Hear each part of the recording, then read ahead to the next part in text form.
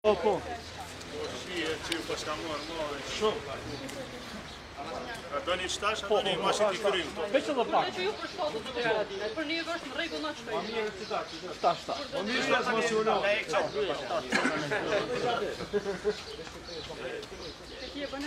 Veç një minutë. Veç edhe pak më mroba. Shko edhe pak më mroba. Shkani edhe pak më mroba. Moni ka 2 mikrofona. A të tia këtë bu. Keni interesim për në pyetja Zoti Haradinaj nisër është seanca konstitutive. Alianca për Zmërinë e Kosovës vot për kryetarin e kuvendit edhe që shenë raportet me nismën për shkak që nisma, siç ka deklaru zonja Kusari Lila, i ka dhënë votat për qeveri. Ne në princip votojnë kandidatin për kryetar të kuvendit.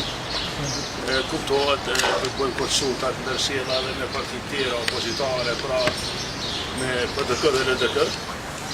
Po besoj që konstituimi i kuvendit është interesit gjithëve. Më pastaj, pra, sikurse ju e dini, Alianca angazhohet edhe punon që qeverin ta krijon opozita, pra në rast e pa mundësisë ose të mos kemi shumicës nga opozita, angazhohemi që ta krijojmë qeverin nga opozita. Që është në raportet me nismën për shkak që pritet që nisma me votuese me arrit një marrëveshje me partin më të madh televizionit. S'kam komunikim nga intervista e fundit e famshme e zonit Limaj.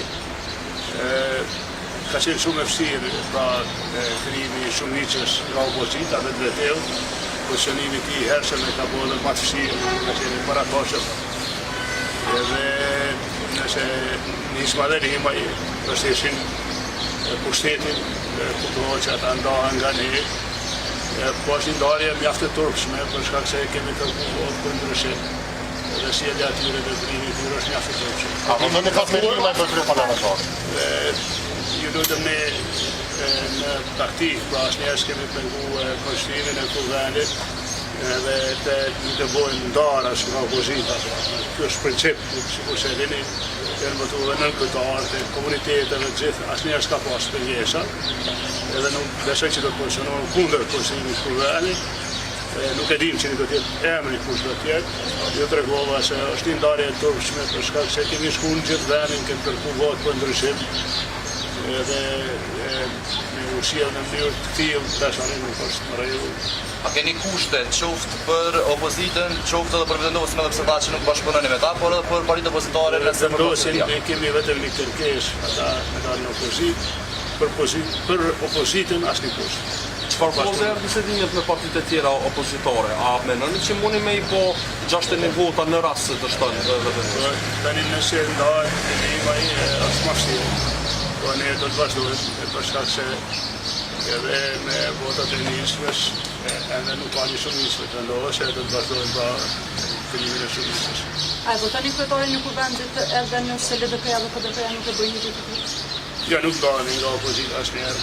Pra do të jemi bashkë me opozitën, në parim, pra asnjëherë s'kem qenë kundër konstituimit të kuvendit, në që është interes edhe opozitës, por gjithsesi do të votojmë bashkërisht. Do thotë zoti Haradinaj, zoti Limaj nuk ka pasur asnjë vullnet për të qenë bashkë me opozitën, me grupin tjerë apo përveç ku të takoni e pyet ne, po unë nga ajo intervista nuk kam komunikuar me të.